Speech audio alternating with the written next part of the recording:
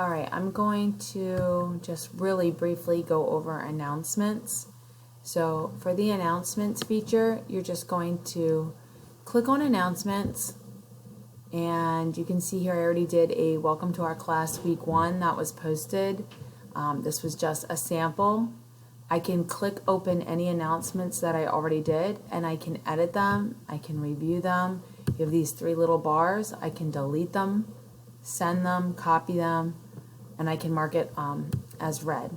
So here is just an announcement for the week on key learning for the week and assignment and due dates. And so I want to do another one of these for the upcoming week.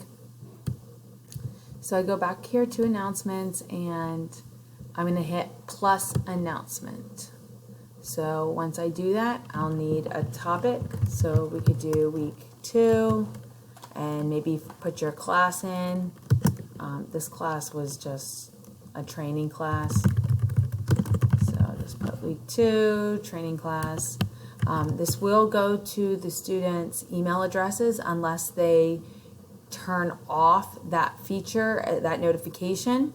This will also go to the parents. If they are observing the class and they have the Canvas app, they will be able to read all the announcements.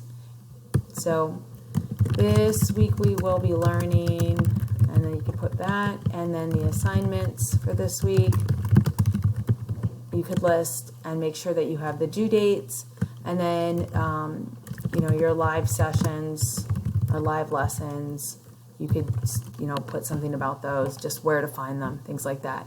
You can add any links here. So you want to highlight maybe a particular assignment. You can go over to assignments and then click on what assignment you're actually talking about. So maybe that assignment I just want to highlight. That way when they're reading it, if they're like, ooh, I want to do that, they can just click right into it and go right straight to it.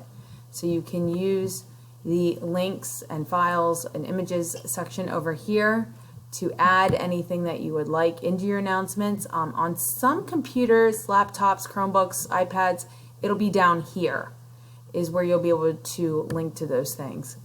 So once this all looks good to you, you have everything figured out, you can then decide who you want to have this message go to. So I don't have any sections in this course, but if you had separate sections, you could do that.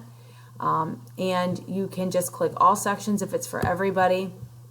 If you have any attachments, you may do that.